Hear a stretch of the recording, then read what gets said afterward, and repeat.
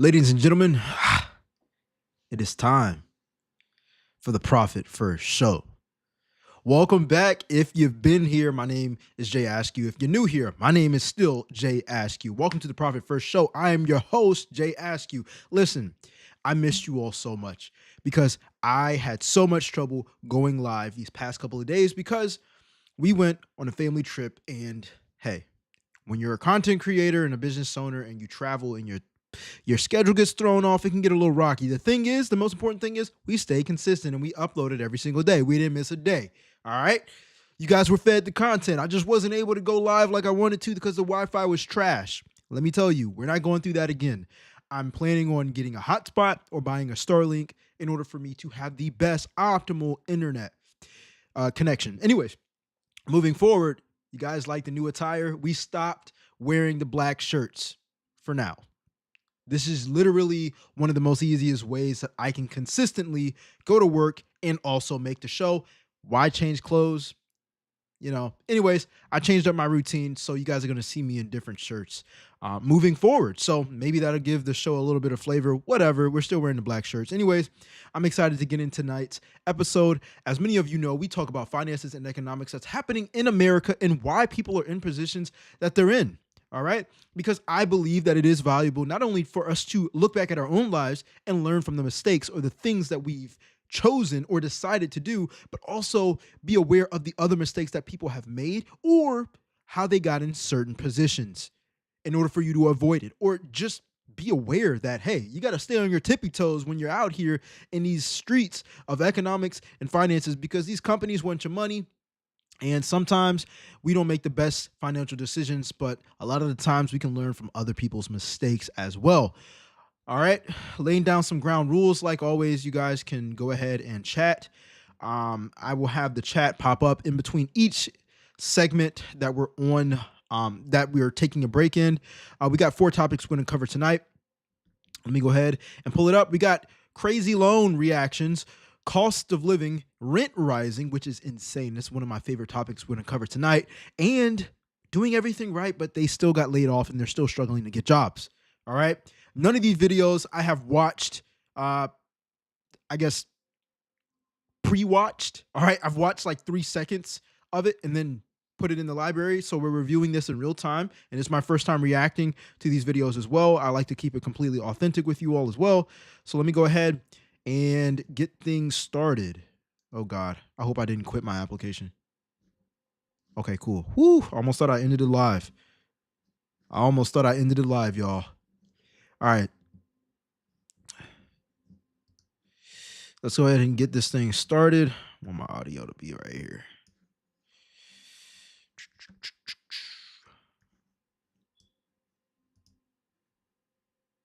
There we go. All right, cool. Let's get into it. First topic of tonight, crazy loans. People are in some insane loans.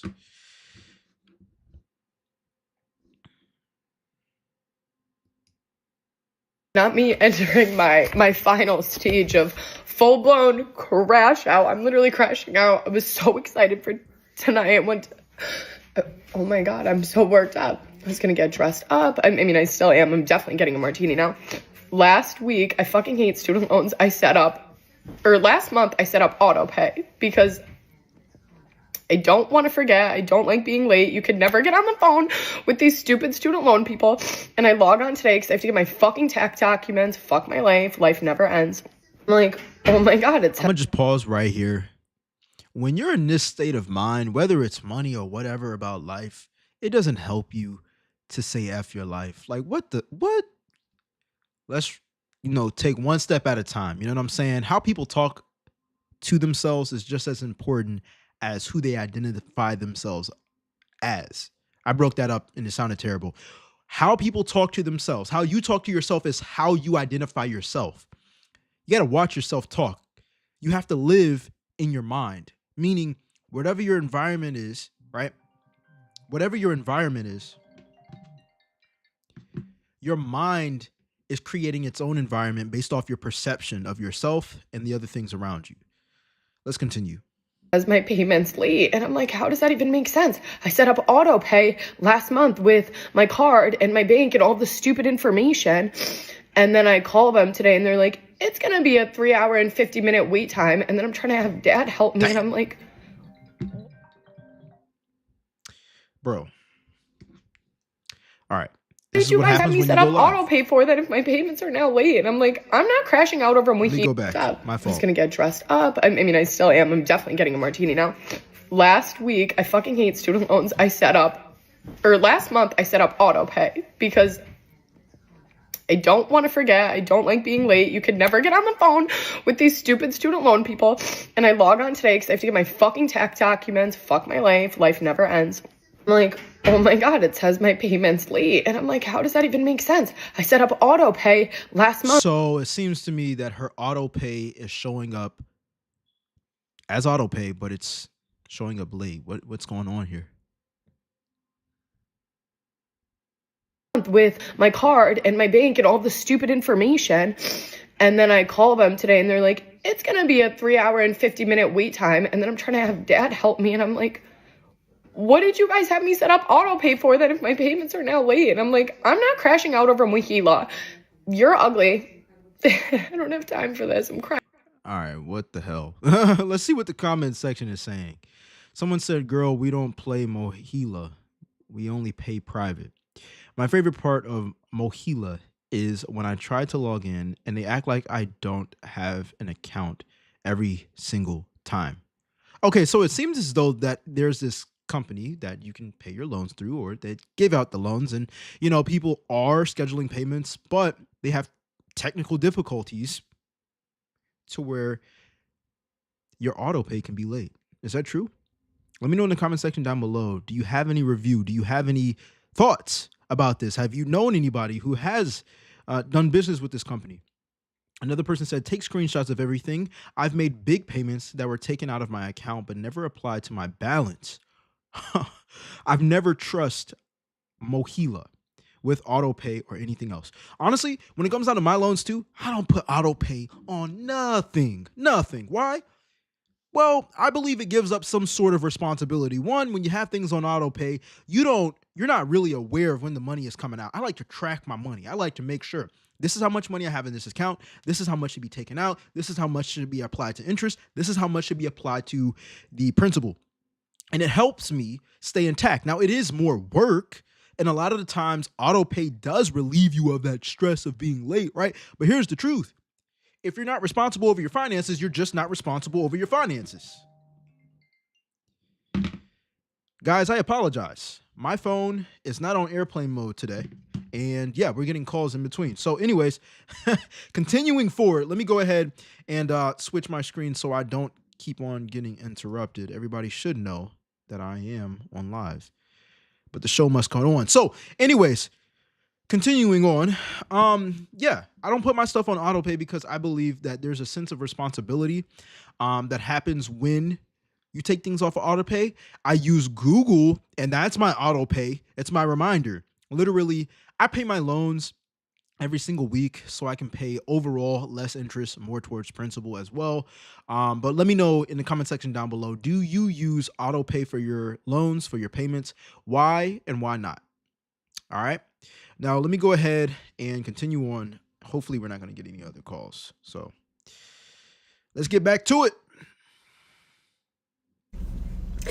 Just spent like an hour fighting with the student loan people. It obviously did not go the way I wanted it to. It ended with, sorry, your credit is impacted. No, it ended with them putting me on mute and saying, and then I said hello, and they said, just giving you a moment. So here's what happened. Last month, I found out that my credit was bad because I applied for an apartment and didn't get approved. And I was like, that's odd. That's never happened. I wonder how low her credit was. Not saying that all apartment complexes make the decision off of the same type of credit score or credit history. But I remember my first apartment, I didn't have the best credit. It was probably 520, 530, which is literally terrible. compared to what I have now. But I still got approved. So let me know in the comment section down below, what has your experience been with having the lowest credit score you've had, or someone who's gotten approved for with a lower credit score? What have they gotten away with, or what have you gotten away with? I'm just curious. So I look and I find out that I've not been paying my student loans since January. I didn't even know that was happening. I didn't get any emails or phone calls or anything. And so I call and I find out that they have like my mom's email and my house number, like landline. Yeah, like my landline from when I was in high school, my parents' landline. So I call them and I talked to some guy, super helpful. He gets my loans like back in good standing and said that my credit will reflect that there were no missed payments. I'm like, okay, great. Like everything is solved because I didn't even know. I didn't even know that this was happening. If I did, I would have called. I would have logged into the stupid app. Like I just had no clue. I truthfully had no idea. This is when you got to take self-responsibility. It's not their responsibility to make sure that you have the right address, the right phone number. It sucks. I've been in situations like this, and it's because I've had a million emails, right? But nowadays, I tend to sign up with one primary email, and I make sure that the things that need to be paid, obviously, I know I have student loans, so why wouldn't I get emails or letters from the people who I owe money to? It's almost like you're living in this fairy tale world of like, oh, well, they didn't send anything, so I shouldn't have to investigate and figure out why they're not asking for it. Just because you're not getting the messages doesn't mean that you're not owing the money. It sucks. I definitely feel for her, because it's like, yo, why wouldn't my parents tell me anything either, right? If it's getting delivered at their address. But hey, listen. It's not the parents' fault either. It's your responsibility. It really is. And I'd be surprised if these people let her off the hook just because, she had the right information. She already said that they weren't going to show it up on her credit, so maybe she's in good standing. Let's continue. And I checked my credit today because I need to apply for an apartment, and it shows that I have 63 missed. I wanted to pause it before she said it, but she proved me right. 63 missed payments. If you're making a payment every month, you've missed 5 years. 5 years. Payments because I have multiple student loans, because I went to college for a long time.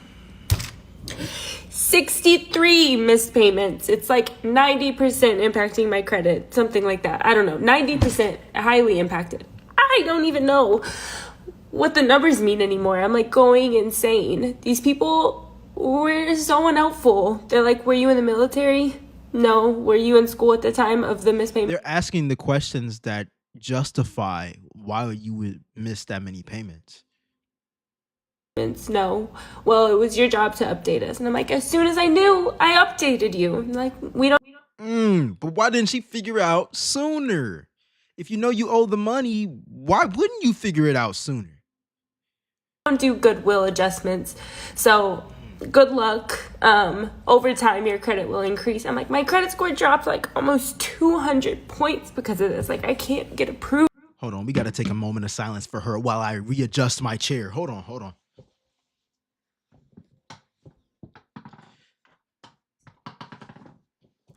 200 points is insane. I wasn't expecting that hard of a hit, but good gracious. For an apartment. Like, there's got to be something. Like, I had no clue. And she said, I can't help you with housing. I hope the situation gets better for you. I'm like, how? It won't. You know it won't. And it won't until you become responsible. Let's see what the people in the comment section are saying. Someone said January, it took you 9 months to look at your credit score. You applied for an apartment before looking at your credit score. 3,000 people liked that comment. Other people below it said, who looks at their credit score regularly? Me? I look at that thing every week. I get emails about that thing. What are you talking about? I got little widgets on my iPhone home screen that show me my updated credit score every so often. So, hey, Another person said, I do monthly. You should check to make sure everything is correct. I had to make a report on my credit because a couple months after I bought my house, the mortgage was sold and it was on my credit twice. All I'm going to say, Credit Karma. I use Credit Karma. Okay. They tell me about my auto loan. They tell me about my college loan. They tell me about my credit cards. They tell me about a lot of stuff. Like, you got to look, we live in a technological world. There should be no reason why you don't know your credit score and what's showing up there. Honestly, even if you're not on your phone all the time, you're like, well, people work and they have busy lives. I got an Apple Watch, baby. The notifications get sent to my wrist. The battery lasts 48 hours. What are we talking about? Why are you missing important things like this? Maybe you miss a coupon code that really didn't have to be a lesson. But continuing on, your debt is your responsibility regardless if someone doesn't remind you that you owe it. Failure to repay is not excused because you weren't sent reminders.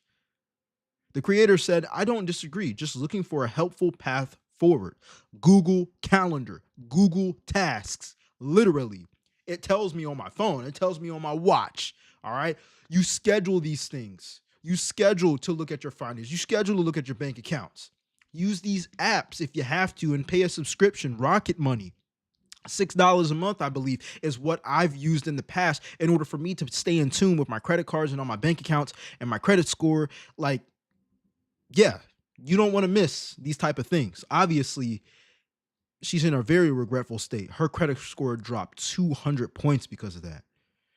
Really can't believe it's people in the comments of this student loan situation talking about yeah, this is how the world works. You borrow money, you pay it back. Shut your stupid ass up. A fucking school loan ain't the same as an auto loan or a home loan or a personal loan, you damn idiot. Black people, minorities. All right, but you're still borrowing money, and I hope she's not about to play the victim card about black people and being a minority. Listen, if you're new to the channel and you don't like what I say because of this, hey, this message is for you, but maybe you don't want to listen to the message that's about to come if she's about to play this victim card, because I'm not for it. Especially had to go to school. We ain't left shit. We had to go to school. I had no choice but to go to damn school. And then when I went to school, it wasn't like I'm working for my damn self now. I'm making money for other people. And the money gets taxed. This shit is all going back into the hand. It's like a big ass circle, and y'all fail to realize that. Your fucking credit score is made the fuck up. That's some made up shit. Money made the fuck up. This is a system. America is a system. I'm confused. It is a system, but it's so funny how people get mad at the system that they can still take advantage of. Why do I say that? There's been plenty of people who have taken advantage of the system in a legal way. Of course, we know you have one stream of income and yeah, you get taxed.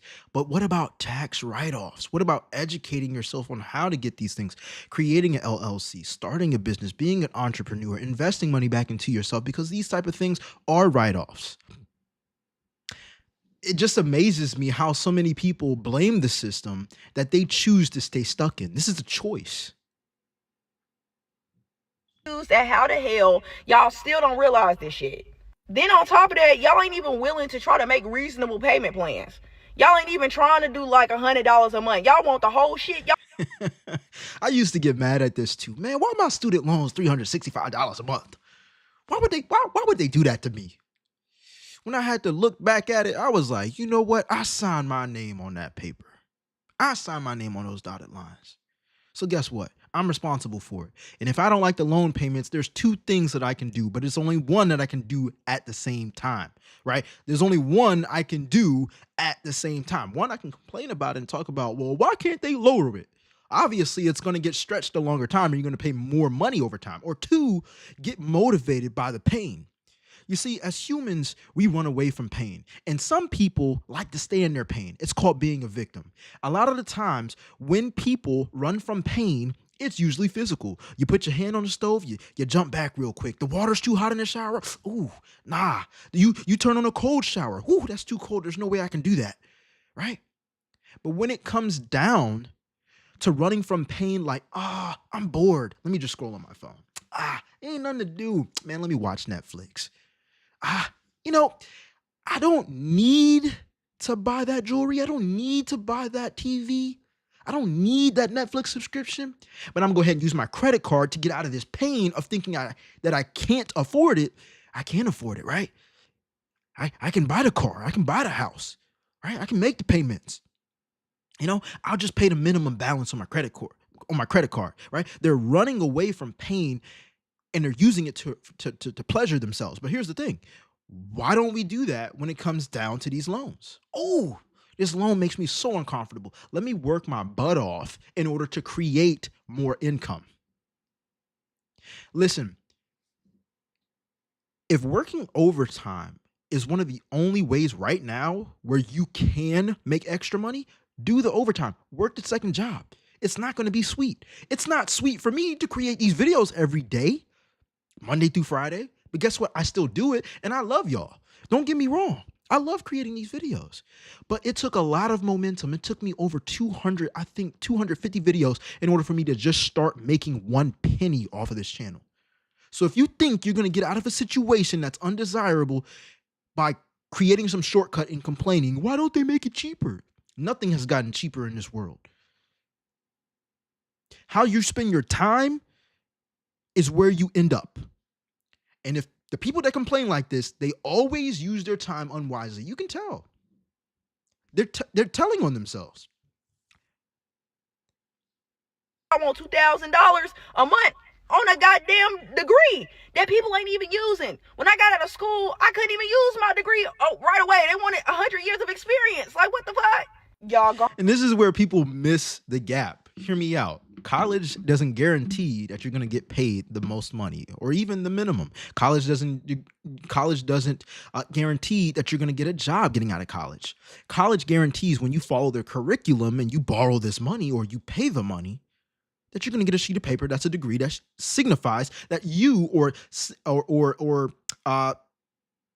symbolizes that you completed something in the college, right? Little do people know, you got to network and know how to sell yourself. You got to know how to talk. You got to know how to make sure that I'm remembered. Most people have this problem of obscurity, which means that nobody knows you. It hurts. I know it stings. Your degree doesn't mean that people are going to remember you. You know how many people graduate with degrees? Let alone graduate with meaningful degrees. Oh, it's hard to get a job. No, you don't know how to market yourself. You don't know how to market yourself in the economy to create a vision where somebody sees you as valuable. These jobs are hiring. They're just on a more strict analysis. AI, technology, creating resumes. The game has gotten tougher, which means your skill needs to go up or you're just going to have to suffer and make less. We're no longer in the industrial age where you get the degree and you become a manager. That still helps in some job sectors, but truth is, we're in the information age. Technology is moving like this.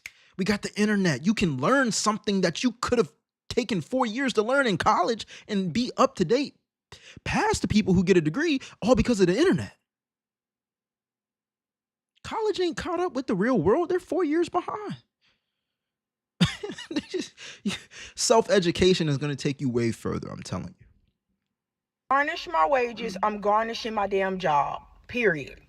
I get energy siphoned daily.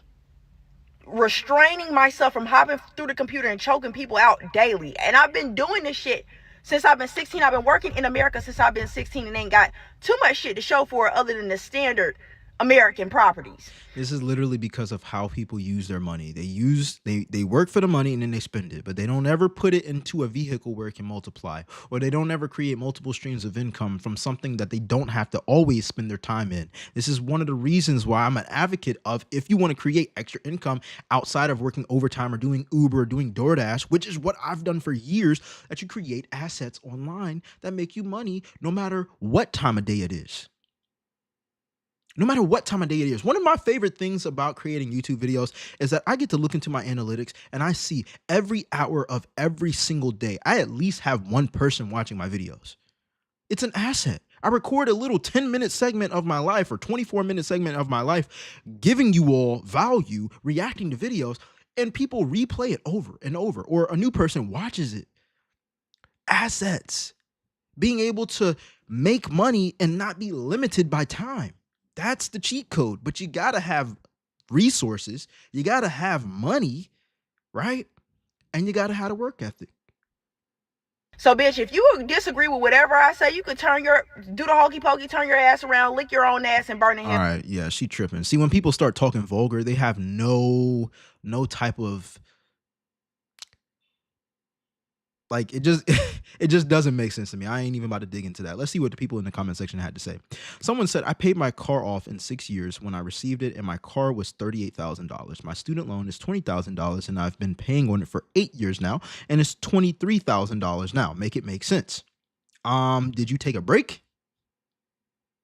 Because how in the world did your student loan increase $3,000 and you've been paying it for 8 years? If you extend your date, and guys, I'm not talking like I'm perfect. Listen to me. I recently extended my auto loan, all right, on my Tesla Model 3 2018. And I'm like, hey, let me go ahead and match up my car note on the date that I get paid, or 2 days after I get paid. And I think previously it was like 3 days before I got paid. And I was like, nah, I just want to go ahead and pull it fresh from a new paycheck. I did that thinking it was all good. You know what I'm saying? Yeah, I'm going to go ahead and get paid and then pay my car note. Cool. I don't have to keep pulling from the same old 2-week paycheck. Here's the truth. They charge me more interest. They charge me interest every single day on that. And once I got hit with that, I was like, what's going on? Why isn't the principal going down as much? Why did most of my money go towards the interest? You know? And I'm like, I called them and they told me, sir, you extended. Guess what? I ain't extending nothing else. I'm paying on a weekly basis. These people complain about stuff that they don't understand because they don't educate them. So they don't want, I'm not going to say they don't want to learn, but they don't take the time to learn from their mistakes.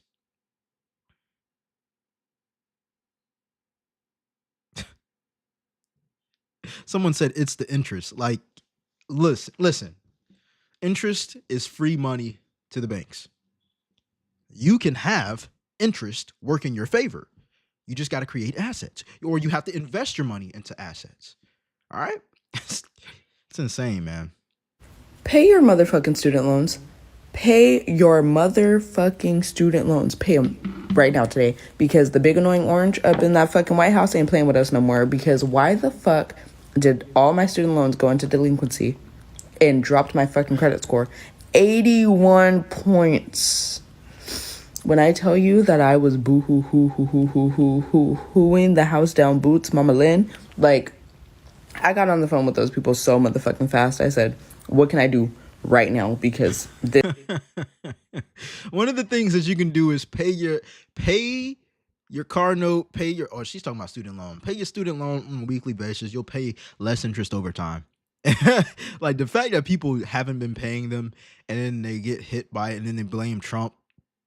Give me a break, man. You owed the money. It's time. Like, let's go. Knock this thing out the way. We got to be more motivated than just be chill. Oh, I wish I can just have cheap payments. That ain't it, man. That ain't it. Like, you're paying the minimum balance. Are you kidding me? You want to be a slave the rest of your life? We are slaves to student debt. Between myself I swear, I did not know that video was going to play next. She has literally said we are slaves to debt. Okay, let's continue.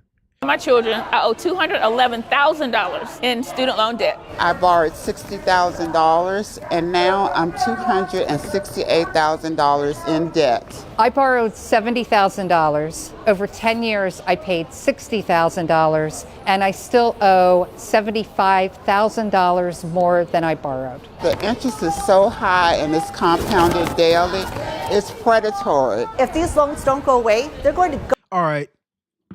You know, it sounds sweet and everything because we have people who are in their 40s and their 50s, and you're like, you feel kind of like, man, I can relate to that, right? Even as a 27-year-old adult. But here's the thing. When we call things predatory, you're not tricked into these things. You make a decision. You make a decision. All right, let me see why this is popping up white. We need the text to be a different color. Here we go. All right, L Cool J, what's going on, man? Appreciate you joining in. L Cool J said these folks need Chat GPT for $20. All their complaints and questions will be answered with an action plan of attack. Yo, this might be one of the best comments I have ever read, like, during the show, man. Like, come on. This is genius. The fact that these people are calling these loans predatory, and it's like, we've heard people say, oh, I had to go to college. No, you didn't. No, you didn't. You didn't have to go to college. Nobody held a gun to your head and say, go to college. Nobody held a gun to your head and say, hey, get this auto loan.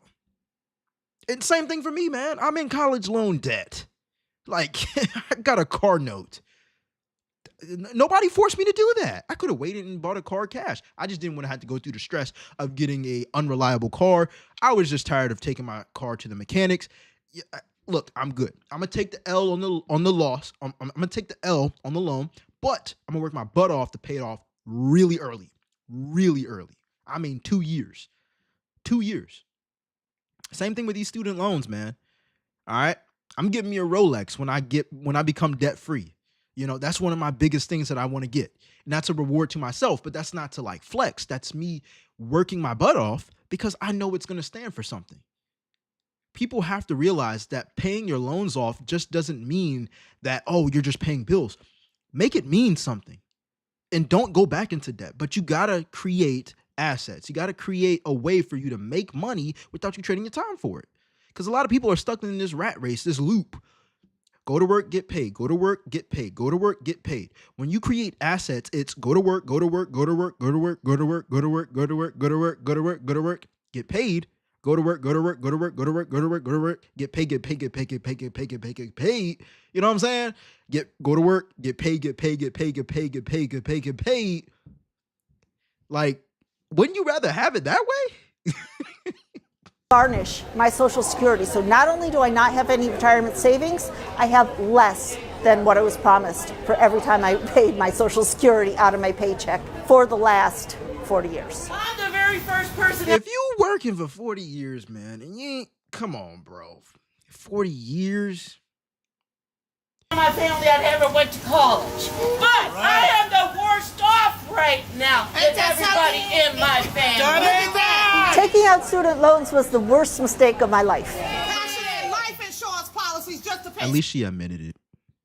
I want to see what the people in the comment section are saying. Someone said, I owe $100,000. I didn't know I had loans until senior year when they said I ran out of aid.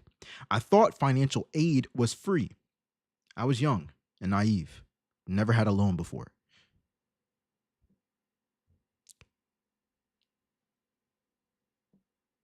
I think it's crazy too. Let me be clear.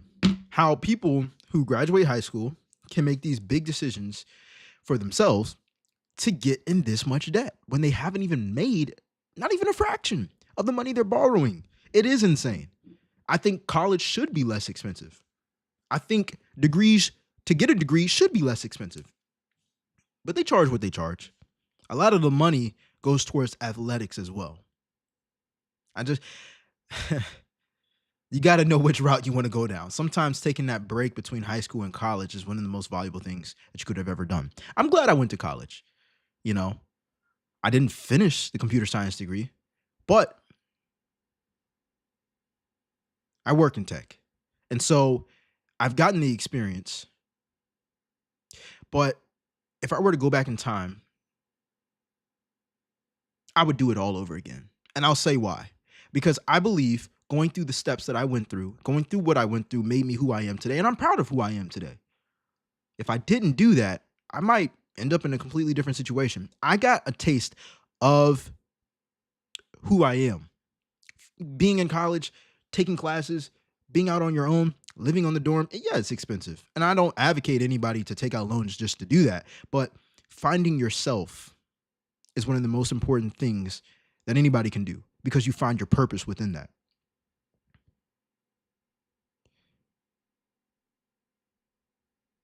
Someone else said, I borrowed $60K. I paid $54K and I still owe $52K. I also paid loans off in lump sums, paid 4 of the 7 loans off. The daily interest is the issue. Dog. I thought I had it bad. Oh my gosh.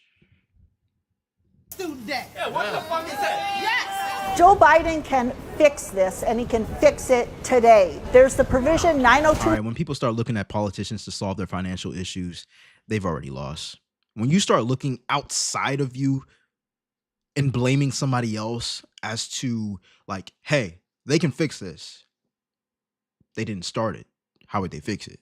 You would still find a way to be in a terrible financial situation because it wasn't that person that started it. It was you. So learn from your mistakes and adjust and move on. But blaming a politician or even pointing the finger at a politician, you should save it. No.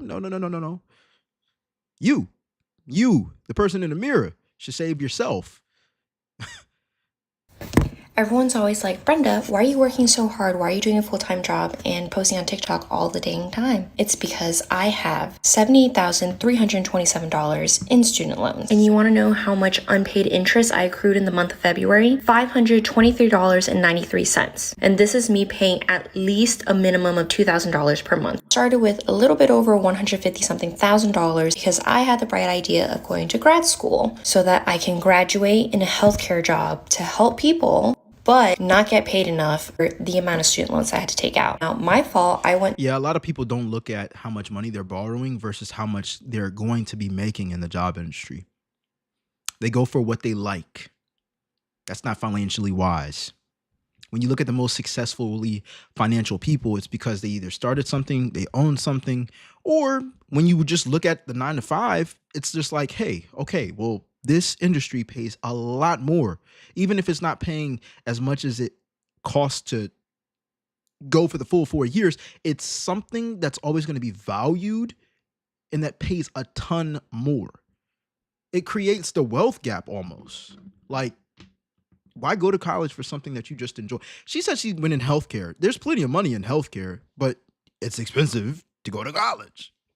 To a private university, but still, it shouldn't be this hard to pay off student loan. But based on my Another thing is this, oh, I went to Ivy League college or I went to this college. Like, bro, a degree is a degree. Honestly, and people are graduating with these degrees talking about how, oh, I can't find a job. You understand that people don't flex and say, yeah, I got hired because I went to this college.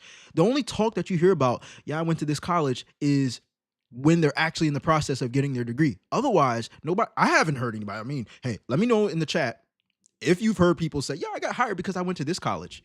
Like, I have not heard that. It is usually because they network. It is usually because they have a specific skill. And it's usually because they sold themselves in a way to where the company wants to hire them. Never, oh, they went to this college, so that's why they got hired. Like, what? salary alone, there is absolutely no way that I could pay this much with just that salary alone and live a breathable, decent life. Make it make sense. Everyone's always It's crazy. All right, guys, let me know your thoughts in the comment section down below. We're going to go ahead and move into the next topic. Let's get it. All right, the next topic we're going to cover is the cost of living. People are literally getting pissed about the cost of living in America. All right. Now, before we get into that, I want to go ahead and we got a chat that popped up. Oh, shoot. There it goes right there. Hold on. Let me bring it down. L Cool J said, facts, a degree is a degree. Instead of going to a local state university, they choose to go for the big brand ones and end up regretting it later. 100%. And y'all, like, I share my truth up here, man. Like, what L Cool J is saying is correct. You know, so many people look at the brand because these colleges brand themselves well. It's like, you know, a sports team, or, you know, they're accredited to a certain degree, and that's cool and everything. But we got to look at how much does that weigh in the real world. I always tell my younger brother, I'm like, bro, when you're in college, you're broke and you're homeless. It's the loans that's helping you pay. I mean, unless you didn't get loans, and that's cool and everything, and you get grants and scholarships, that's cool. But what is your income? What is your cash flow? You know what I'm saying? And most people, you know, they think that going to college is fun and games. They think that going to college is like, okay, cool. Well, let me live on the campus and like have a meal plan and, you know, make sure that, you know, I get the college experience of going to this specific college, but it costs so much more versus just going for the education. going to two-year college, community college. Like, I made the wrong decision of going to the college I went to. You know what I'm saying? I chose it because it was the party school. People were saying it's the party school. Man, every college is a party school. I mean, whatever. You know what I'm saying? But you got to make the most of it by actually looking at the financial decisions that we are committing ourselves to. And this is how people get themselves stuck in situations like, oh, these predatory loans. No. The loans are literally numbers on a paper. How did it become predatory? At the time, it sounded good enough for you to say yes. So how are they predatory? You made that decision. All right, guys, we're going to get into this next topic, cost of living and people complaining about it. So make sure you subscribe if you like the content, and let me know your thoughts in the comment section or the chat. Let's get it.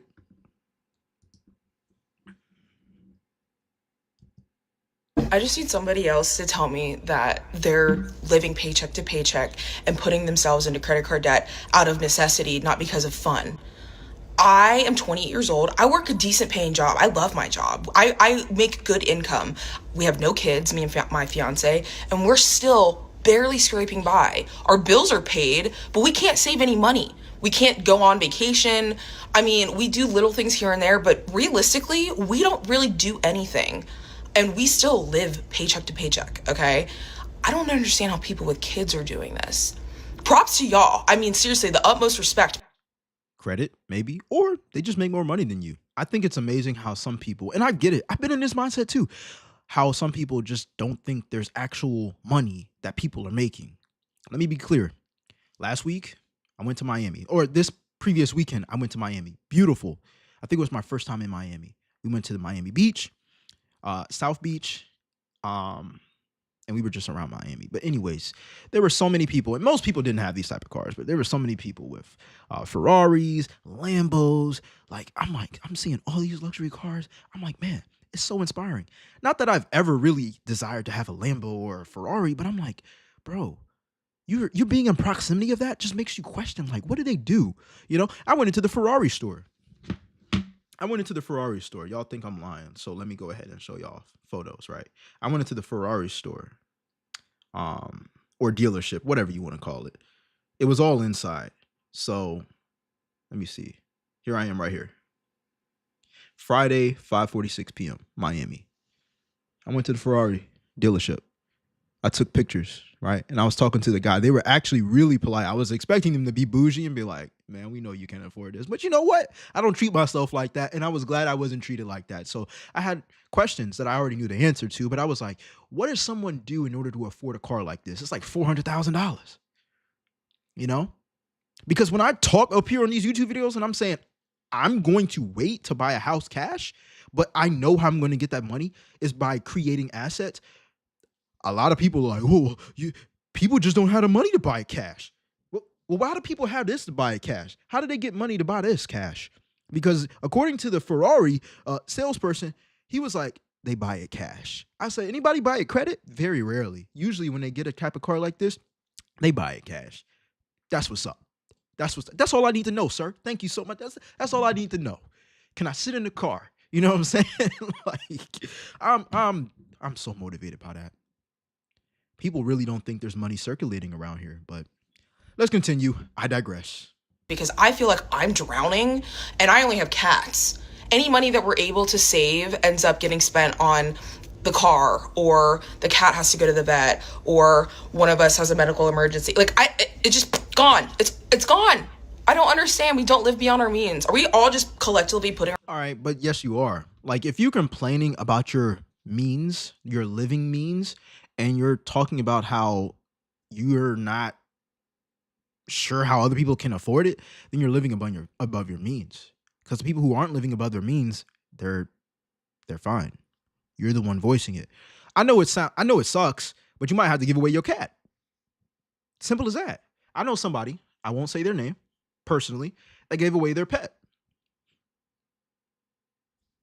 Because they were living above their means. It costs money to take care of a pet. Maybe it's not an arm and a leg, so maybe it's not the first thing that you do, but you got to downgrade. How much is your rent? How many bedrooms do you have? What are you spending your money on?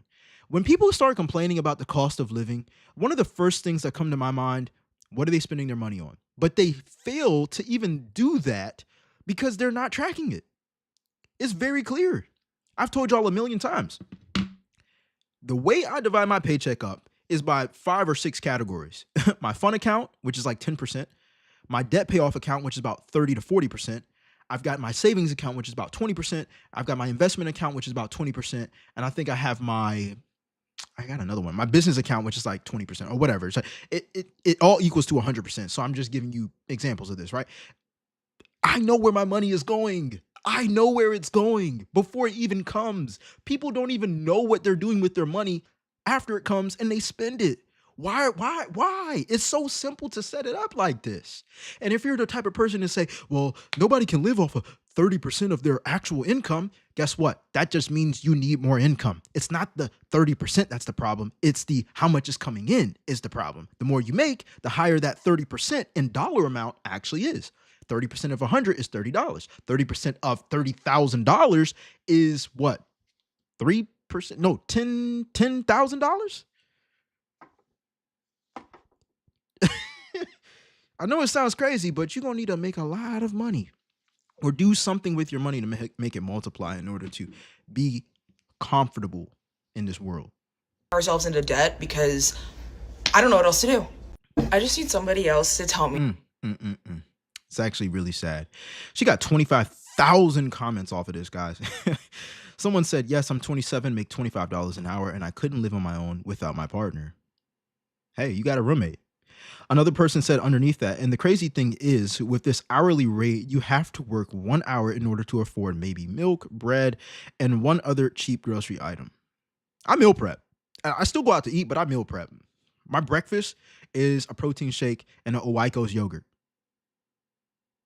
My lunch, a protein shake and a Oikos yogurt. It's not sexy. It really isn't. But one thing that it does do, keep me in shape. The other thing it does, keep me in a caloric deficit. The other thing it does, hey, I have more energy. Why? Because I'm not crowding my stomach with all this food. Hey, I know. I tell y'all all the time, I'm over analytic. Like I look at the calories, I look at the proteins, I look at the carbs, I look at the fats. I want to know if I put this in my body, how is it going to have me feel? Because if I feel drained, then guess who's not going to want to work more? And guess who has to make more money? Me. So I got to work more. So I'm going to watch the stuff that I put in my body. Most people, when they go grocery shopping, they just get random stuff. Oh, I feel like eating this. That's cool. But if you're complaining about your cost of living, you got to be frugal. Someone else said, really? I literally thought about this yesterday and did math in my head. Haircuts were $20 for me 10 years ago. That's actually pretty expensive. But now they're $60. I don't know what kind of haircut he's getting. If the price can go up $40, why did minimum only go up like $6 or $7 within that time? Number one, why are people complaining about minimum wage? Minimum wage is always going to be minimum wage. Get over it. It's the minimum. Who wants to have the minimum? If you were to get the minimum in anything else in life, L Cool J or whoever's watching, right? Listen, I got to ask you an honest question. When have you ever said, I want the minimum of anything? Right? You're hungry, right? How much food you want? Oh, just the minimum. You get paid. They're saying, how much would you like to make? Oh, just the minimum. You're thirsty. How much water would you like, sir? Oh, just the minimum. But people fight for this minimum wage thing as if it's going to help benefit them if they raise the minimum wage. It's still the damn minimum. Like, it just doesn't make sense to me. It doesn't make sense. Let's continue. Is being house poor worth it? Is owning a house but not being able to do anything, not being able to afford to go out and experience more life and like make memories worth it? I see so many people on this app that are like, oh, well, I enjoy my mortgage and stuff like that. But do you? Like, you get one life. That's it. We all know that, okay? And to be stuck at home for maybe even, just say, the next 10 years, doing really nothing, watching Netflix and rotting away, is it really worth it? Because you felt the need, because society tells you that, like, if you don't own a house at some point, you're failing in life. You felt the need to follow those footsteps, and now you're stuck at home. I just feel like that's not worth it anymore. Yeah. I'm actually very surprised he's voicing his opinion about home ownership. We know most people are against it. Of course, most homeowners don't actually have their home make them any type of money. And I'm not talking about equity. I'm talking about monthly income, right? Renting the house out or whatever. Because that's the truth. Society will literally, and this is not just homes, but literally have you think that you can't be successful or you aren't successful if you don't have a certain thing. That's one of the reasons why I deleted Instagram, because I was comparing myself to other entrepreneurs. At first, it was inspiration. Excuse me. At first, it was inspiration. And then my brain started playing tricks on me and was like, well, why aren't you there yet? You're 27 years old. They're 25. Why don't you have that type of car? Why aren't you living there? Why aren't you having $10,000 a month come in? It was so toxic. I fell into that loop for years. And that's one of the reasons why I started creating YouTube videos, because I don't watch YouTube videos to compare myself. I don't even watch YouTube videos to inspire. I watch YouTube videos to educate myself, self-education, and learn from other people who have been in my position, which you can call inspiration, but I'm not looking at them like, man, why am I not there? It's like, no, I get to spend a longer time watching videos and watching people who actually take the time to make longer videos explaining how they got there. And so now my brain is like, well, if they can do it, I can too. This short form content world, this Instagram world, swipe, TikTok world, like you can get so caught up in comparing yourself. And this is exactly one of the things that creates, keeping up with the Joneses. New job, new car, new job, new house.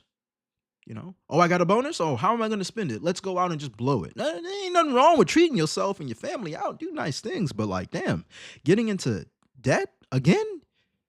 I can't imagine. I just can't. I can't imagine doing that over and over and over again. I was having a conversation with a loved one this weekend, and we were talking about how someone we know, when the housing market crashed in 2008, they had 2 homes that they were renting out. And when the housing market crashed, they sold it because they couldn't afford to make the payments. So at the end of the day, they sold 2 assets. Now, this same person had taught me, don't let go of a job, a 9-to-5, without having another 9-to-5. And so I'm like, well, why would that person let go of 2 assets without getting another 2 assets later on? Even if it was a bad time for them, why would they? They took a bigger loan out and then started living in that personal home. Hey, I have nothing against it. You know what I'm saying? And if you're watching this video, you know who you are. It ain't nothing personal. You know what I'm saying? But I'm like, why would somebody do that? Like, why aren't we copying and pasting the same principles? Don't leave a job without having another one. Okay, cool.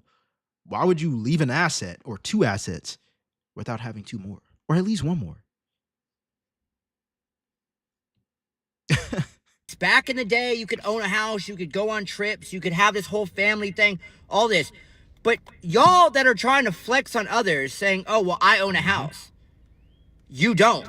Yeah, but at least they have the money to rent and leave the house and go and do things. I'm not saying you have to go party every weekend or anything like that, but at least they can go out and see their family, fly somewhere, take vacations. Like, give me your... I don't doubt that people who own houses and are living paycheck to paycheck can't go out and see their family. I mean, they can still use credit cards and whatnot. But what I am saying is that, most people, they tie themselves up into ownership. And yeah, it is true. You don't own the house. You don't, because if you miss a payment, they're going to take it away. And you still got property taxes. But let's be honest, it costs to live everywhere.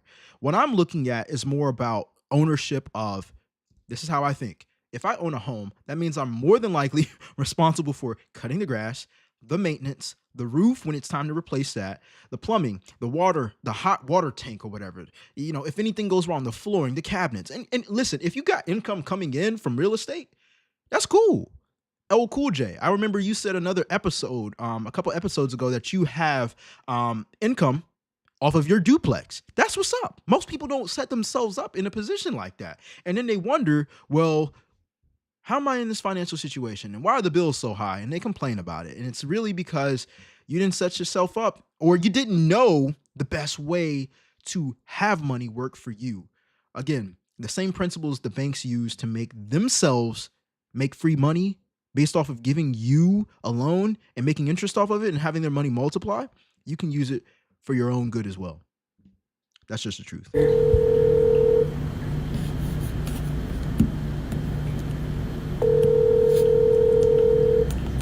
apartment? Yeah, I was just wondering if you had any 2 bedrooms available. Yes, ma'am. We have some ready for move-in as early as Monday. All right, and how much do those go for? $1,525 to $1,875. How does it go from 1,500 to 1,800? Depending on the phase that you apply for. Okay, so like the older ones and the newer ones. Yes, ma'am. Okay. All right, thank you. Well, now I know that it's raised for everyone, but that's ridiculous. That is way too much. And they're just raising the prices around here to get as much basic housing allowance from the military as possible, because we're right outside the base, and it only used to be 1,300 here. So why is it different now? People with money need more money, I guess. I guess that's what life is now. So I'm going to be looking for a new apartment. Literally. Now, I didn't know what was going on before she started breaking it down, but yeah, people with money need more money. That's the truth. You got to make more money, or you got to make money faster than you spend it. That's the world we live in. Someone said, I refuse to raise rates for long-term tenants. One is still paying $525 for a 3-bedroom. One of my mentors actually stands by this principle. He says that he doesn't raise the rates of the actual tenants that live there because having a great tenant is better than making more money and having a troublesome tenant. Another person said the apartment I rented in 2010 was $700 a month. It is now $1,800 a month. No improvements, no wage increases. Insane. People under that said same. And I know that doesn't sound scary, but the median income is $32,000. Another person said our previous apartment complex was bought out and they knew it was happening. So nobody got lease renewal offers so they could sign on new tenants at almost $3,000 to help entice the buyer.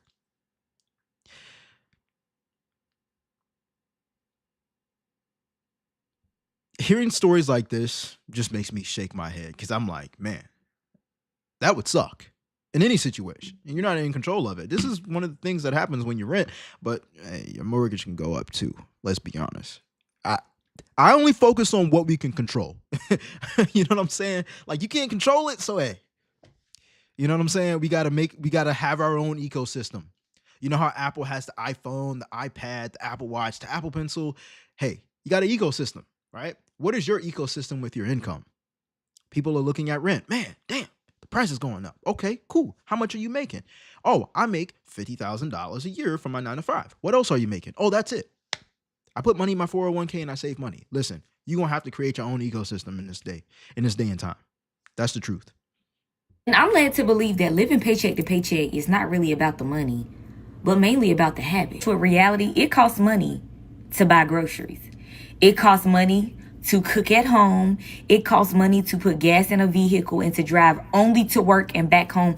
It's still gonna cost you some money. And when you start to think about 2 different situations and see just how both of those situations are actually detrimental based off of habit, then it kind of shapes your perspective when it comes to living paycheck to paycheck. See, because somebody over here that doesn't necessarily eat takeout every day and spend their money on restaurant food and door dashing could also be the same person who goes to the grocery store. They buy groceries, they do everything the correct way. They got a bad habit of eating. They just be eating. They be snacking. They having 3, 4. This sounds like somebody I know, but I digress. 4 or 5 meals a day. They cooking up all the groceries before the first week even over. Eventually, that same person who spent $200 to $300 on the groceries gonna end up back at the grocery store within the 2nd or 3rd week, and the month ain't even over yet. It's a habit issue, not just a money issue. I'll say this. I believe it's the habit of how they make money. You know, most of us look at things, or we've been trained to look at things like, oh, it costs this much, and it feels expensive because you know how long it takes you in order to get that amount of money. Even if something's $20, but it's like low value, like let's say a loaf of bread costs $20. You'd be like, why is a loaf of bread $20? It's a loaf of bread. It should never be that expensive. Well, that's because you what is it called? Subconsciously, right? Your subconscious is like, well, if I make $40 an hour, then it takes me 30 minutes. Just for a loaf of bread, it costs me 30 minutes of my life? 30 minutes is a long time, all right? Try holding your breath for 30 minutes. It'd be impossible, right? But try watching your favorite TV show for 30 minutes. Oh, it's easier. Why? Because of what you focus on, right? What you're focused on, what you have to go through. So if time is how most people make their money, then it's always going to feel expensive to anything that rises. That was a bar. Subscribe if you like the content, man. Pay period, we have to pay the house, the car, our insurance, our internet, the NIPSCO. Dang, bro, we got the sad music in the back too. And the trash. Okay, and if we get paid our normal amount, subtract our bills, we're left with negative $300. That sounds great, right? Negative 300. Okay, so what if we don't pay the NIPSCO bill? Nope. That one's already a month past due. It'll get shut off. Pay the NIPSCO for sure. Cell phone.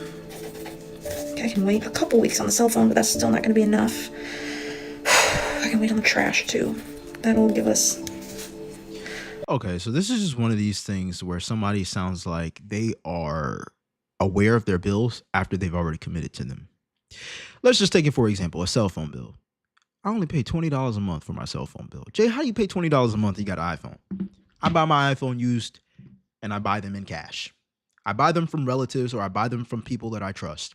This iPhone, not the newest, iPhone 14 Plus, cost me $150.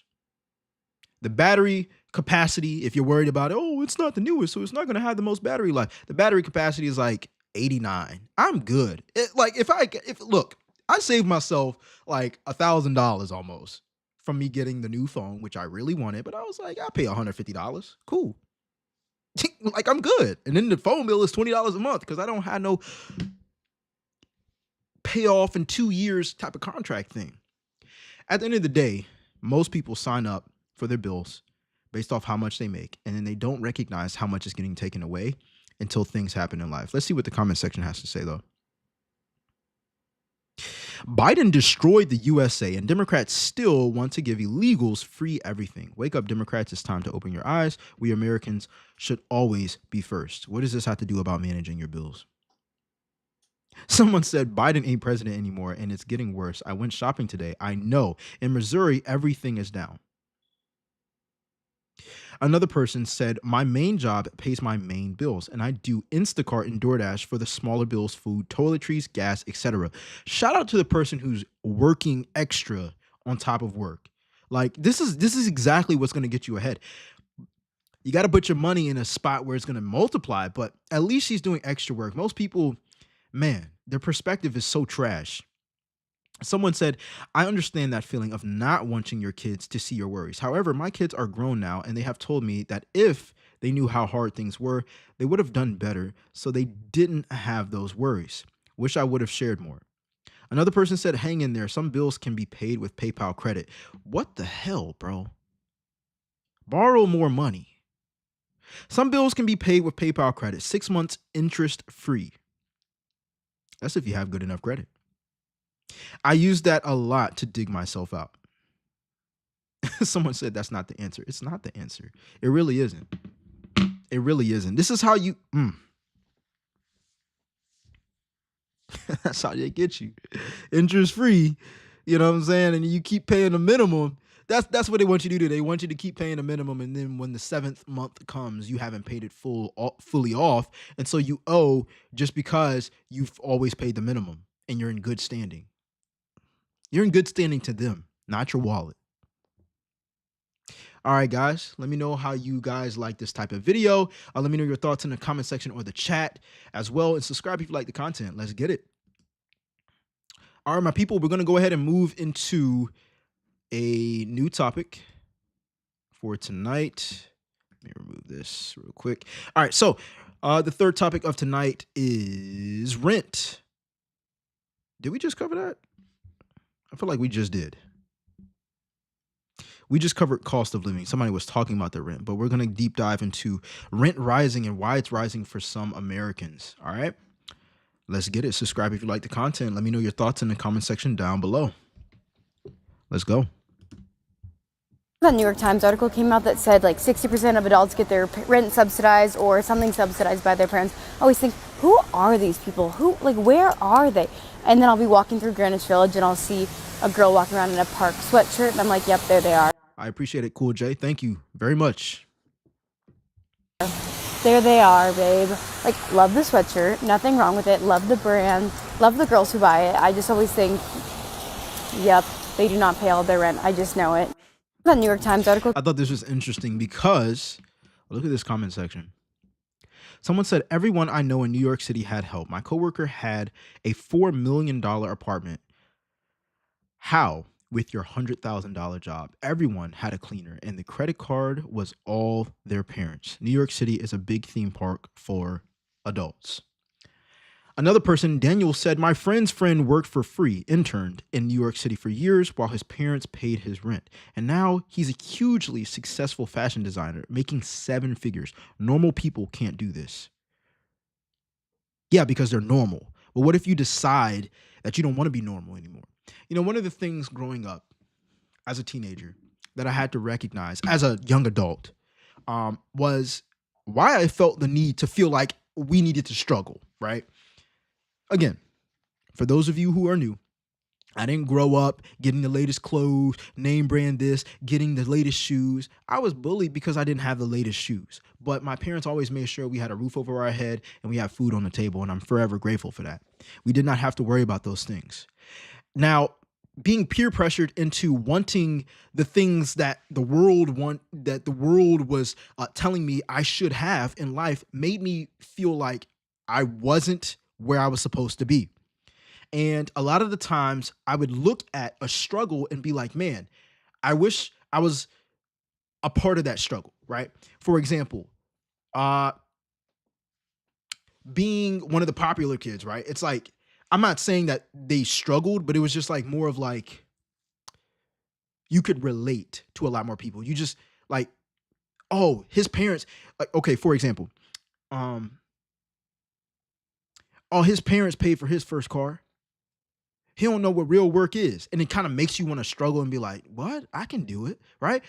Bro, why are people shaming people who have parents that actually have the financial means to help them get further in life? Isn't that what it's about? Helping your family, your offspring, your kids. Don't you want your kids to be in a better position in life? Like, so why do people look down at people who have parents or loved ones that help them?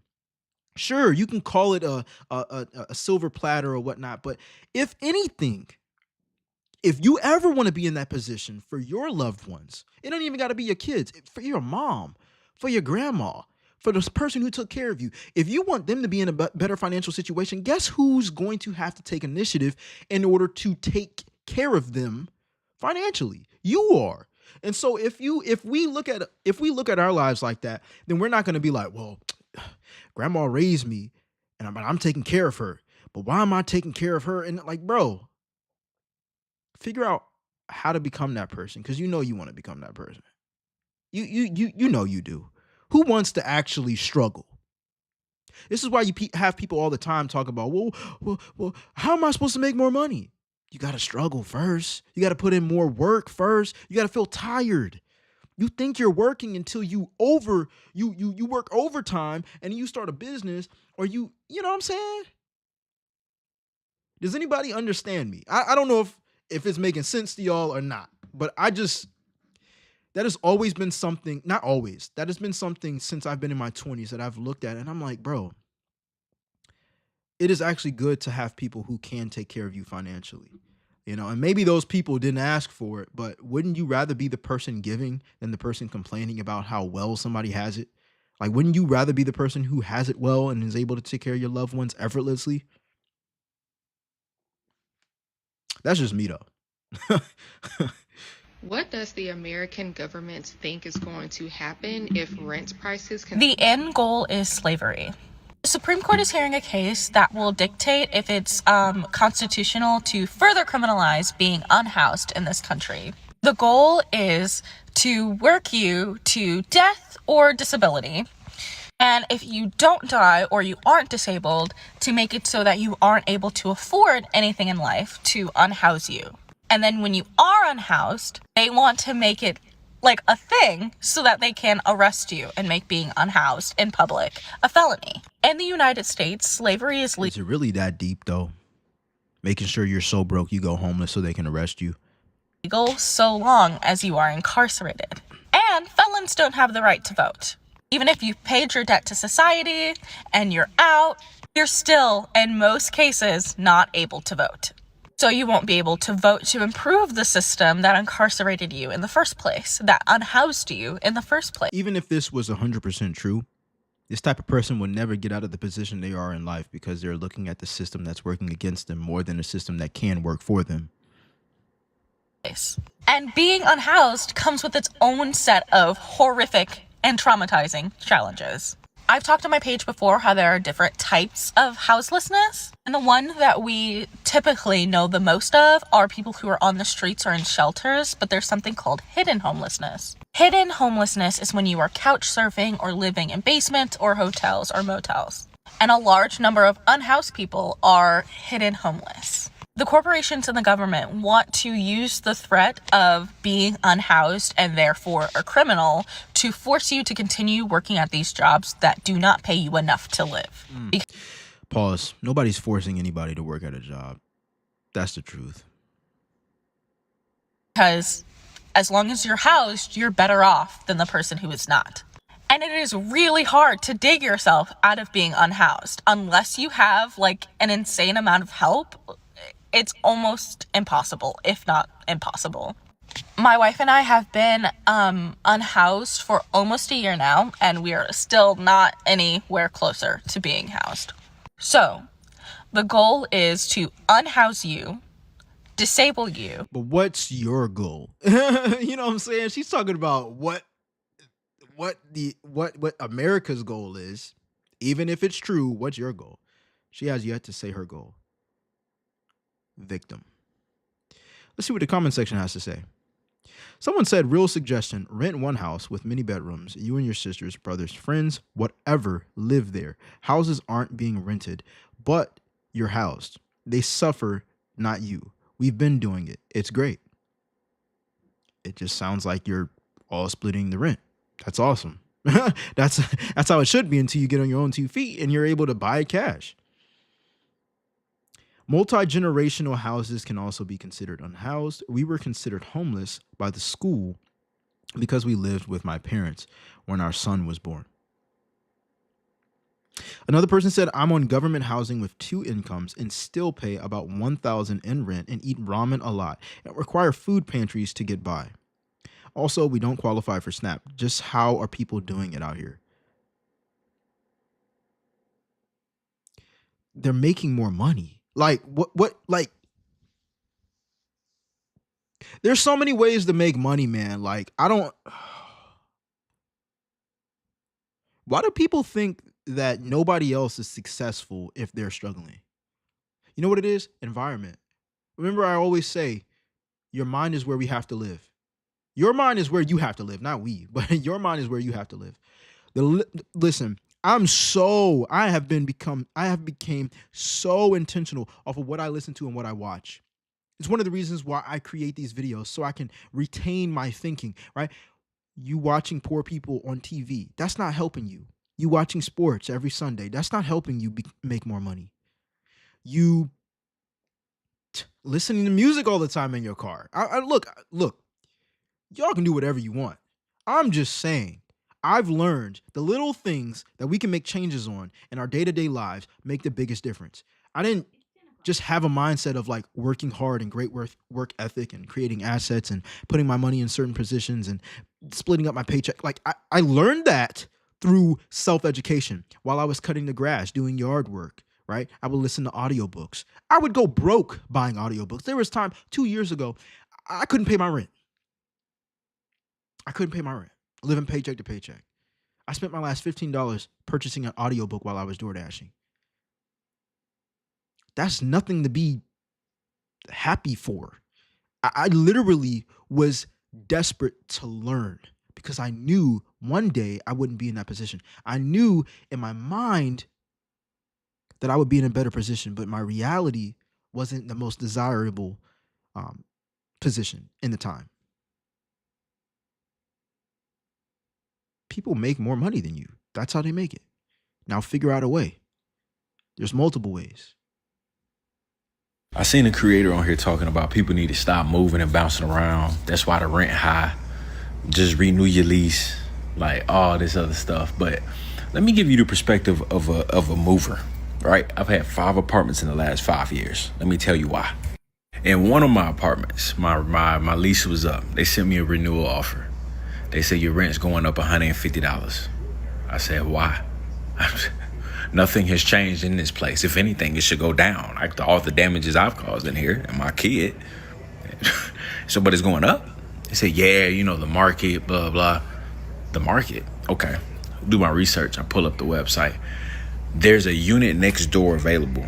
Same layout, same floor plan, same style. And there's no new renovations.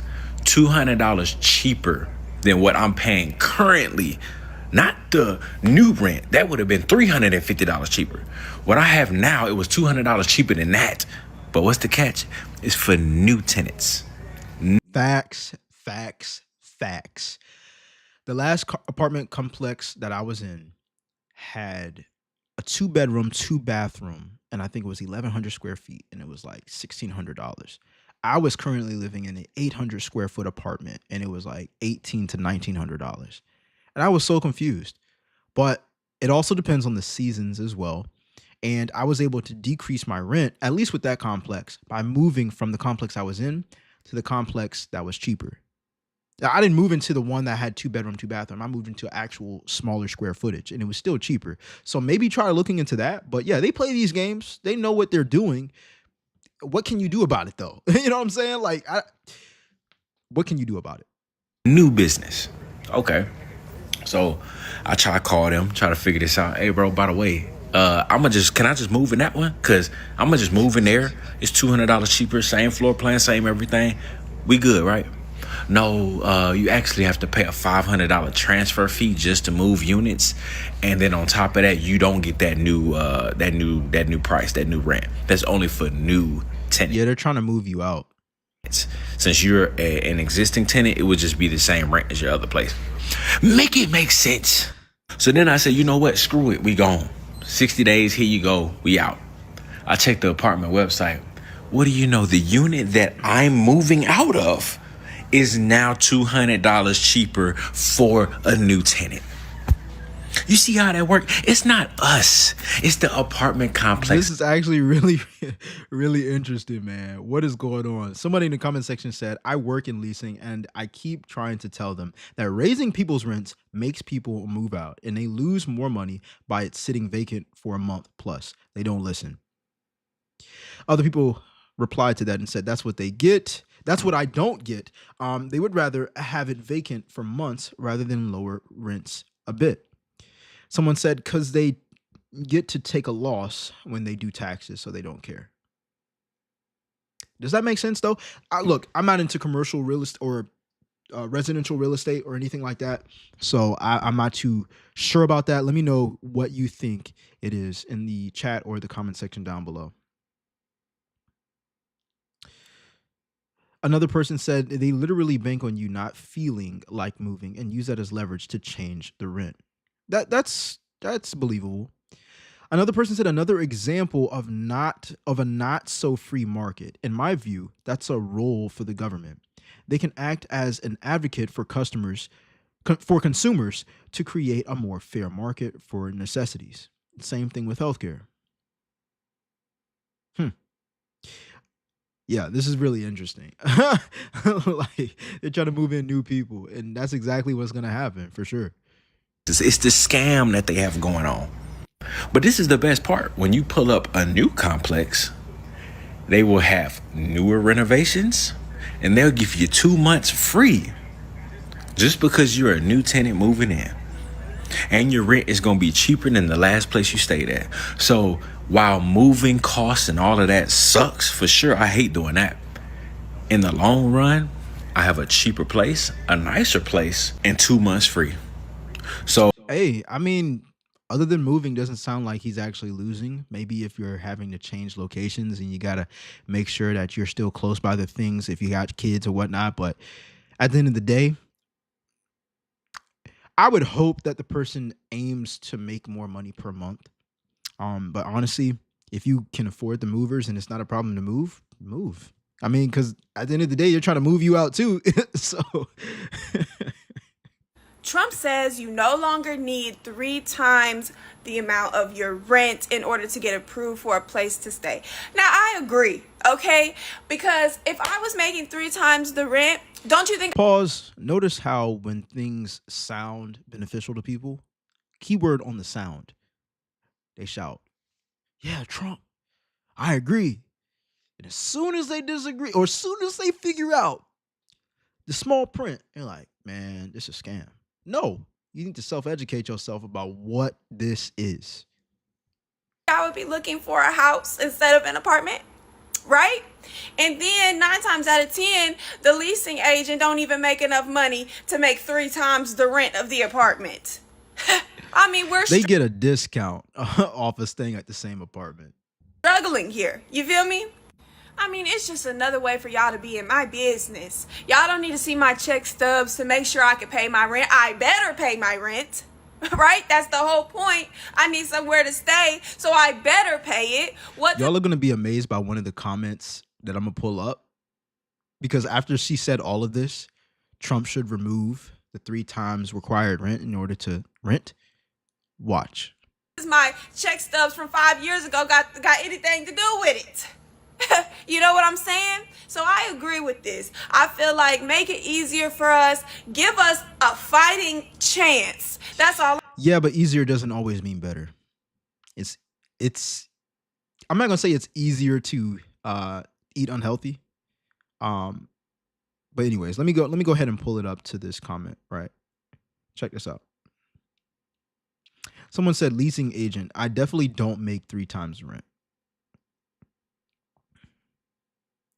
Someone said, why is rent more than a mortgage? Bro, a mortgage has interest rates in it. Like, you can't just look.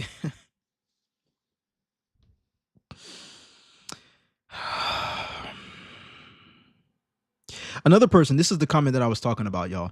Someone said, honestly, though, I feel like you need 3 times to live a somewhat comfortable life. That's how much I was making, barely scraping by.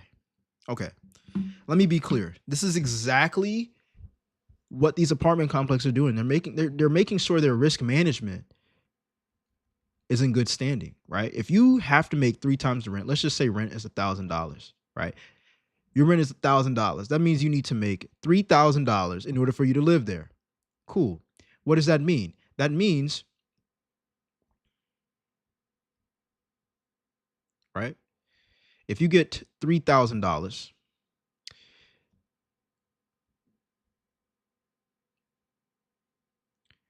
and you need $1,000 to pay for your rent, let me see. 3,000.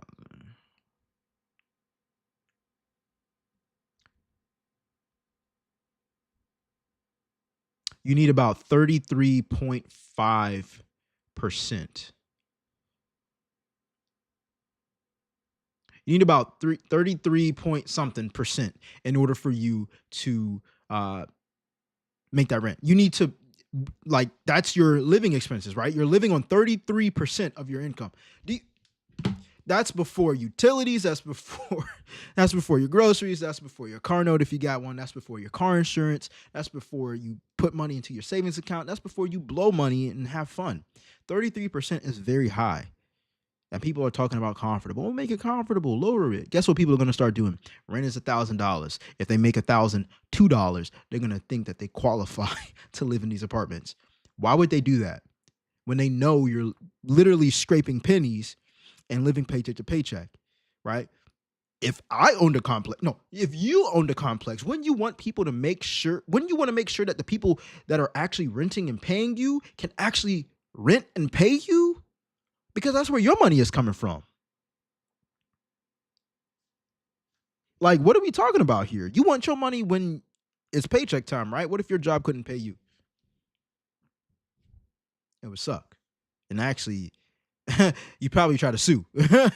Zoran Mamdani didn't just win a primary. He proved the people are fed up. One of the pressing questions for New Yorkers has been, why is rent so damn high? It's because they turned your neighborhood into an investment portfolio. In 2010, the average rent for a one-bedroom in Brooklyn was $1,100. Now it's $3,852. Here's how it happened. First, the city rezoned neighborhoods to allow luxury high-rises. Then came the speculators, buying land and betting on profit. Next, New York City handed developers tax breaks like 421A in exchange for so-called affordable units, often still over $2,500 a month.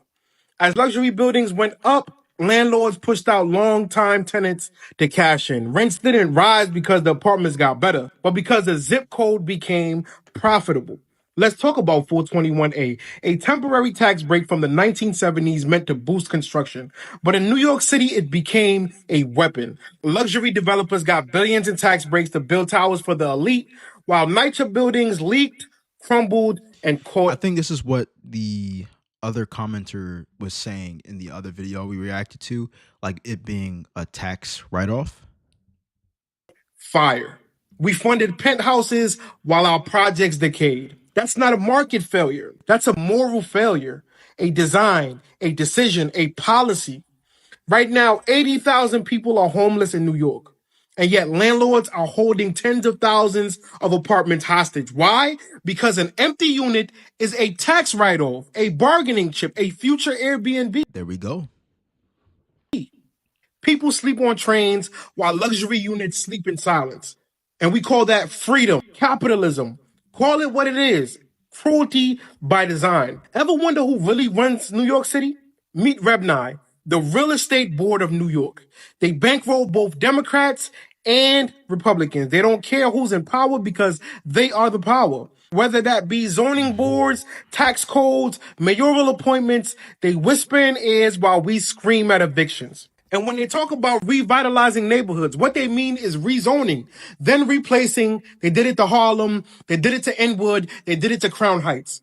First comes the cafe, then the condo, then the cop, then the notice to vacate because profit doesn't like your accent, your mother's cooking, or your Section 8 voucher. Your struggle isn't personal, it's political.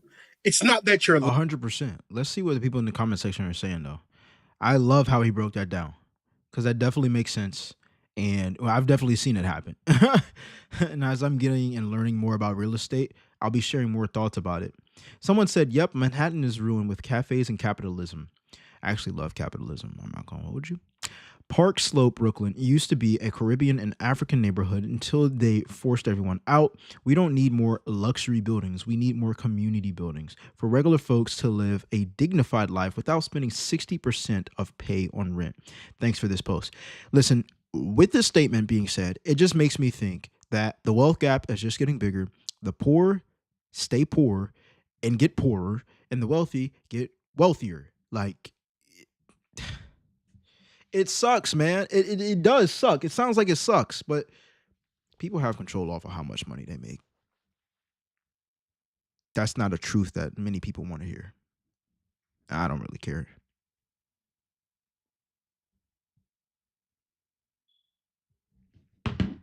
Let me know what your thoughts are in the comment section down below. All right, and subscribe if you like the content. All right, my people, we're showing up to the last topic of tonight, which is people doing the right thing but still getting laid off, apparently. So we're going to cover that. I'm going to run to the restroom real quick. I'll be right back.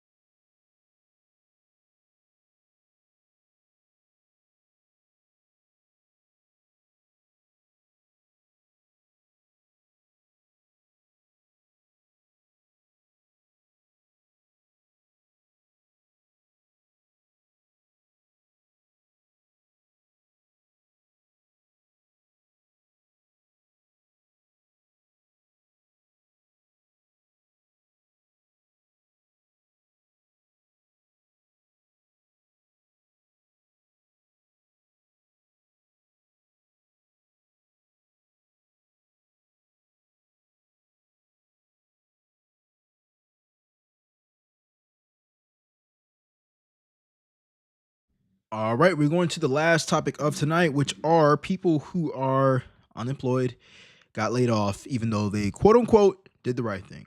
Let's see what they got to say and hear their stories. Subscribe if you like the content. Let me know your thoughts in the comment section down below. Let's get into it. Let's go.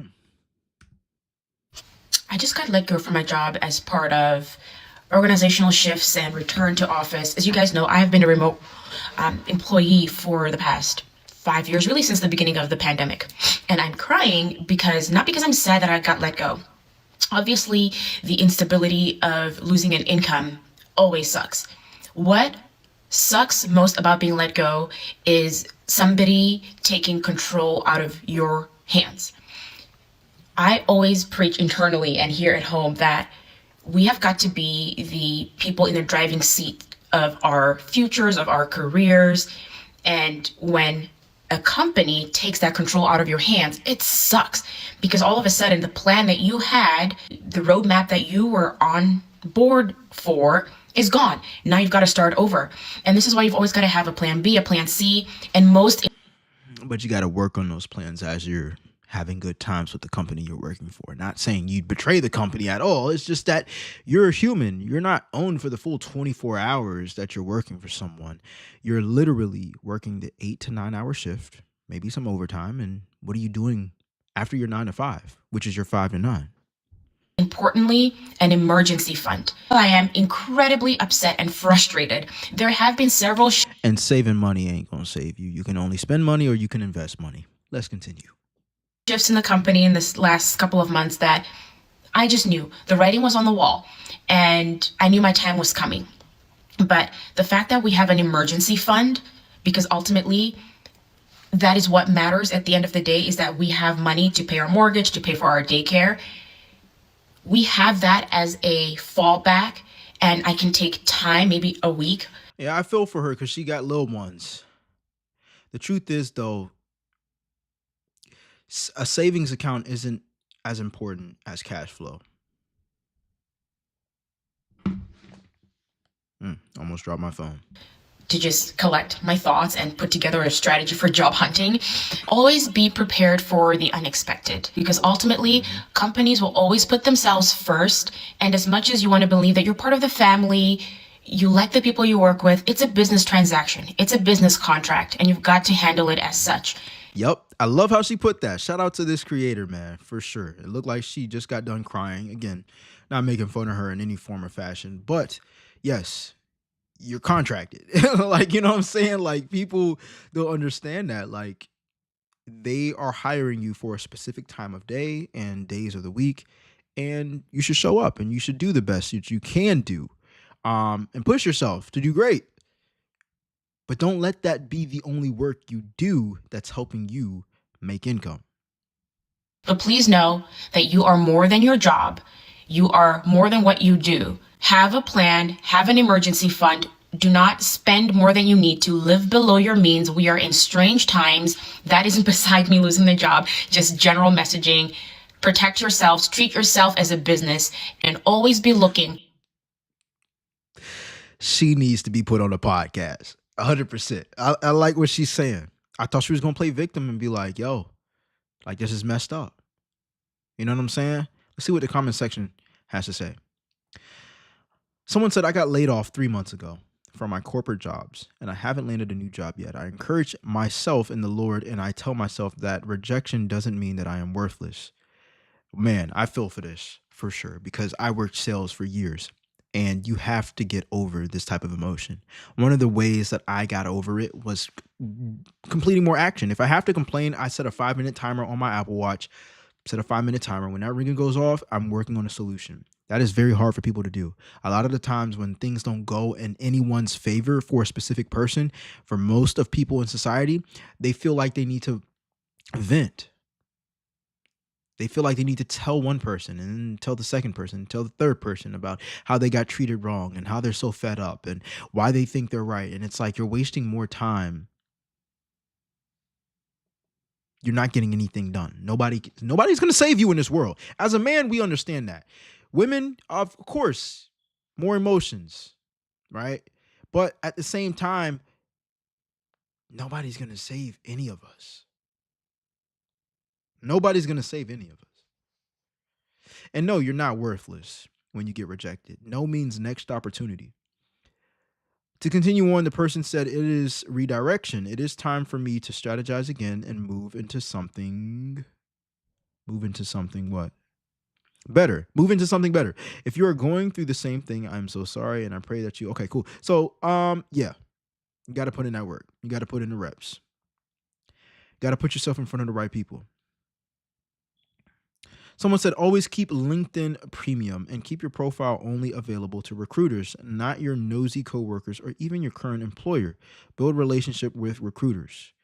I've also heard that if you add over 500 connections or you have over 500 connections on your LinkedIn profile, you get put on a more exclusive list for recruiters as well. I don't think it's a good idea to not engage with other people outside of recruiters, because you could possibly get an interview with a company that you want to work with, and then you could talk about the employees you've been engaging with on LinkedIn, and it sounds like you're more affiliated with the people in the job before you even get the job. It shows that you have built relationships. It shows that you've been giving initiative. But most people aren't going to do that. They're going to be lazy and just show themselves to recruiters like everybody else. But hey, that's just me. That's advice for you that cost me about $600 in a course. Anyways, let me know your thoughts in the comment section down below. This is me finding out I'm laid off via email.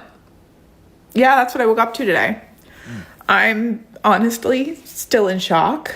Gonna process it, take some time. So if I'm not doing my usual stuff, that's why. But this is the 4th time in 2 years that this has happened. And there's only so much people can actually take. And the worst part is I was told I was going to be okay. Surprise, I'm not. So yeah, I have to sort some things out. And when is this madness honestly going to stop? And I know it's not personal, but it's not ever going to stop. People will always lose their jobs. People will always be able to replace another person. Technology will be able to replace people. Companies need to remember that employees are people. Or people need to remember that the more value they give, the harder it is to replace them. Simple as that. I remember reading this book. A lot of y'all don't like him. I don't care. Grant Cardone. It's called Sell or Be Sold. Or it's called If You're Not First, You're Last. And it was talking about everything in life. The nine to fiver, the entrepreneur, everything in life. If you're not first, you're last. You need to do your best. You even when you don't think you're being watched, you need to do your best. That's one of the things that I picked up in that book. And I still remember to this day. And I always look back and be like, how could I have done this better? Why? Because I'm looking at myself. When things get bad, who is going to be the first one to have to leave and suffer? Not just in the job, but also on social media. Okay. If I'm not uploading every single day, then guess what? Somebody's taking my spot, man. You know what I'm saying? My videos might not have gone super viral like I want them to. I might not be making all the money in the world that I want to right now. But one thing I'm not going to do is allow myself and my opportunity to be taken by somebody else. And I'm not in competition with nobody else because nobody else can be me. I'm just saying that when people look at great times, they feel great. But when people look at bad times, they say, man, I was lied to. I thought I was safe. You're never safe. So why ever act like you are? I never want to be in the position that I was in 2 years ago or even a year ago. That's why I decided to go back and get a 9-to-5. That's why I decided to go hard on YouTube. That's why I decided to delete Instagram. That's why I decided to always find multiple streams of income to where I don't have to rely on one thing, a job, as the only source for me to make income. That's not safe. You talk about job not being safe. That's not safe for you. Even if you're a business owner, that's not safe. That's the trap I fell into. I was an entrepreneur full-time for like 4 years. Contract work, entrepreneur, selling, using my laptop, making money, communicating, talking to people, making videos. That's cool and everything, but I have one source. One source is never safe. We're human beings. We aren't numbers, we aren't IDs, we aren't salaries, we're human beings. And being told one thing and waking up to an email saying another is pretty brutal. Pretty brutal. And I don't know. Do I change industries? Do I use... Got to recalibrate, got to figure out how to capitalize on this. How can you learn from this experience? So I just got off a Teams call at work. I got a meeting invite this morning called Team Update. There was about 15 people on the call. Our VP just terminated our positions. I'm feeling really upset about it. In tech right now, a lot of layoffs are happening. Who knows, maybe this is a blessing in disguise. I liked my job, I enjoyed my job, but I didn't love it as much as I used to. And I know that you're not supposed to always love your job. A job is a job. A job is to make money so that you can provide for your family. And that's the mistake that most people make. A job is to make money so you can provide for your family. I believe a job stands for just over broke. You're making money, but most people treat the money like they're always going to get the money and they're never going to lose the job. I believe a job is a stepping stone off of what you're going to invest in, whether it's becoming an entrepreneur, like starting a business, investing into stocks, owning real estate. A job is a tool for your money to go into a better tool that creates more money, and then you get to spend the money. But I get it. Most people started their lives. They got children. You got bills. We all got bills. Not every single dollar. I mean, the more money you can pour into it, the better. But a job, I do not look at as the means to take care of my family. It's one of the reasons why I haven't created a family. Not yet. And if you have a family, it's sure, yeah, more money is tied up, but that doesn't mean that's the end of the road at all. Most people use their kids and their family as an excuse as to why they can't become the person that they know they should be, right? Like, oh, I can't be in shape because, the kids, I'm so busy running around. Listen, you find the time to do everything else that you actually want to do. Why can't you find the time to do the thing that you know you need to do? That's how I know that people use their family as an excuse. But when it comes down to a job, they use it as a reason. Oh, have a job so I can take care of my family. Well, why aren't you using your family as an excuse in that example as well? Oh, I have a job, but I have a family. Like what? That's a good thing, right? You have a job so you can take care of your family. But when something happens that people can't justify, or they create some crazy excuse, it's like, oh, can't do it because I have a family. Like what? Like, come on, bro. In one area of your life, you're being who you need to be. You're working a job, creating income for your family. And the other situation would be beneficial for your family for you to be in shape, for you to make more money, but you're using it as an excuse. I don't have time. I don't have time to start a business. I don't have time to read up in stocks. I don't have time to look into real estate. I don't have time to read books. I don't have time to exercise because I got kids. I got a family. But isn't that the reason why you're working your job? She just explained it, right? Look, I'm not an excuse maker. I'm a person who looks at what was done, and then we look at what can be improved. That's what matters. I was very fortunate to have that job and to work with all the people there and learn all the things, level up my abilities. Thursday, I didn't think today was gonna be like this. So I just got off. Hi Trey, how are you? Hey Dylan, how you doing? I'm doing pretty good. I'm just staying busy, so yeah. Nice, definitely a busy time. I'm okay. Look Trey, I want to hop right into it. Some unfortunate news to share, but the firm has done some restructuring based on the current market, as well as the advancement of AI and different tools and technologies, and just different. So he got replaced by AI? Areas the firm wants to focus on. It's forced us to eliminate your role here at the firm effective immediately, and I'm here to sort of, help answer any questions you might have about this. Honestly, if I would have heard that, I would just be like, "Nah, it's all good." Like, what's the point, right? People that can make connections to help you get back. Feel free to check out like AI apps and get like Prep AI as an example. You and I were chatting about that, right? Yeah. I apologize for the circumstance, and All right, let's see this comment section.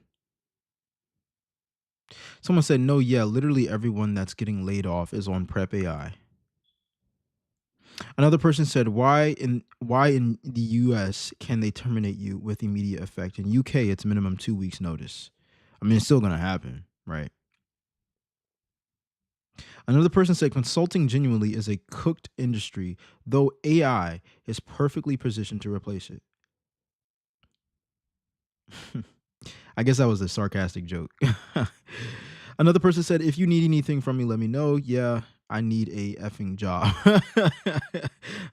If you need anything, let me know. Like, yeah, I need a job. Is my company shutting down? Okay, it's almost 8:30.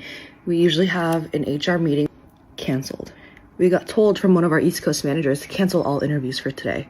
Now, in place of that meeting, mandatory meeting company update with a bunch of people on it. Yeah, that's it. I'm about to be jobless for the holidays.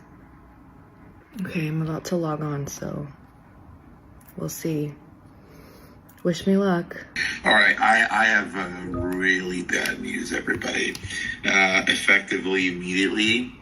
That word, effectively, immediately. Ceasing all operations. We have sent the call centers home on the east. We're filing for bankruptcy. For the people that we did have onboarding, are we calling them and telling them this, or is HR doing that?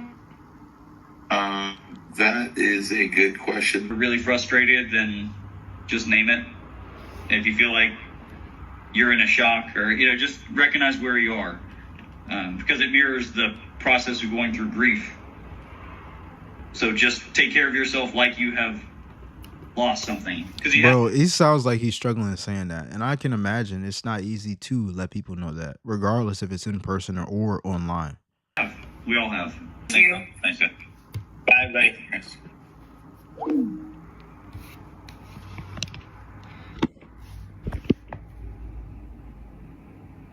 I don't know how many people work remote jobs, but I believe that those who work only remote are usually one of the first ones to get let go from a company. I don't know what company she's worked for. I don't know if her remote job was actually like full-time remote, but like I believe that if it's full remote and a company has to let go of some people, they're the first industry to go. Let me know what you think in the comment section down below though. So pissed. I know. Like, I'm actually so heated. And I'm just like, We knew. We talked about it. No. We just take it out again. Yeah, so here we go. Like, they're accepting it, right? And it's not to say they're not going to be sad later on, but I do believe, like, if you knew, okay, cool. You got to have a plan. You know what I'm saying? And at the end of the day, make sure that you're not in this situation again. You never know. And they knew this time. And it's like, yo, I hope they set up themselves for financial success, even though one of their main streams of income got cut off. What other things were they working on while they were working for the company? In the comment section down below, some people said, but why do companies hire people knowing that they're going through financial hardship? They're not hiring you for your feelings. They're not hiring you because they care so much. They're hiring you because of what you can do for them. And you're working a job because of what they can pay you as well. Let's be real. If you didn't have to spend 8 to 9 hours at a job in order to make the money you make, would you really go to the job? Most people wouldn't. Why? Because most people have a job just so they can make money to pay the bills and get by. One person commented underneath that and replied and said, it's because they try to look stable to outside investors. That's really interesting. That they are hiring and still performing well. It's an act so they can secure more investments. And I believe also when people get laid off, the company itself will be like, yep, we're going to start cutting and laying people off, which means investment wise, they're retaining more money and they're investing the money back somewhere else. So that could be true. Another person replied under that and said, they're not. It's the work from home. They figured if you can work from home from your living room, then someone can do the job for a third from India. I would only look for employment that needs to be at work. I just said that a couple minutes ago. What do you guys think in the comment section down below? Subscribe if you like the content. All right, that's it. I'll see you guys on the next one. I'm out. Peace. All right, my people, that was a successful Profit First show. We were up here for almost 2 hours. I love every single minute of it. All right, every single minute of it, because we get so much done. We talk about so much. You guys also comment and let me know your thoughts. Our audience is growing. So like always, guys, let me know your thoughts in the comment section down below. If you guys want me to cover specific topics, let me know as well. I do cover the topics that do the best on the channel because that is how we grow. We see the numbers and we repeat and we, change up every once in a while. But hey, I'm enjoying it. I love it. I love you all. I appreciate every single one of you all who have subscribed, who have watched, who have liked, who have commented in the chat and in the comment section down below and watched the replays as well. We will be live tomorrow. All right. I'm focused on going live tomorrow morning. I'm going to go to bed early so we can cover some early morning topics as well and get some content out to you guys. All right. I will see you guys tomorrow morning. I'm out. Peace.